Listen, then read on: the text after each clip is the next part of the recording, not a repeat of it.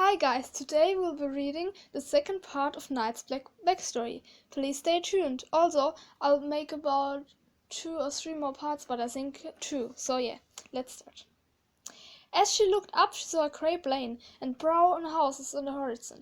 She got so happy she started running over the plain.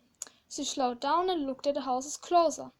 They were made of brick and looked really poor, but it had been painted colorful and it looked beautiful. She had heard in the street roam dangerous wolf gangs, but she didn't bother. She liked wild and dark stuff. As she started to walk between the houses, she felt at home in a weird way. She suddenly heard a wolf howl.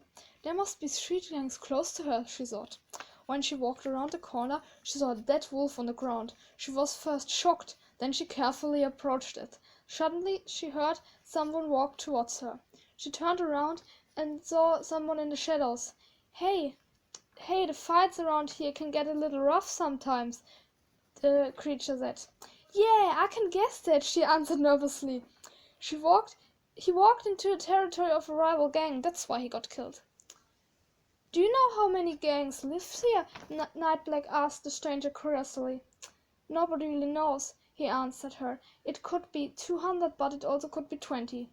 Wait, you said something about territories. What happens to me if I roam around here?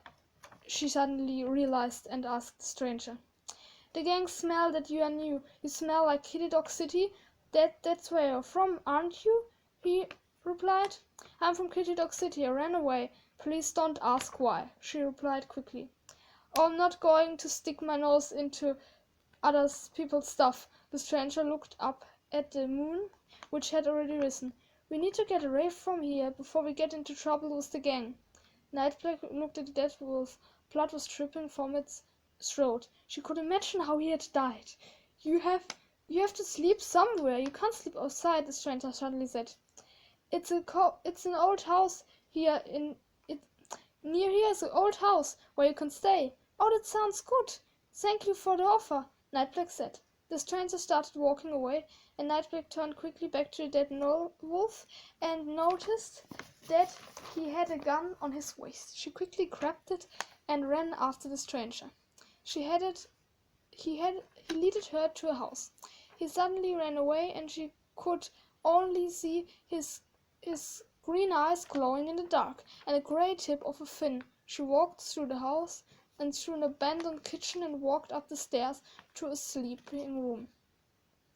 She found a bed and fell immediately into it and started sleeping.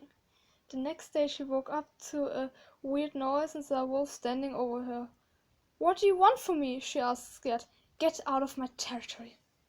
Okay, so that was the second part. Stay tuned for the third part. It will get exciting. Okay, bye.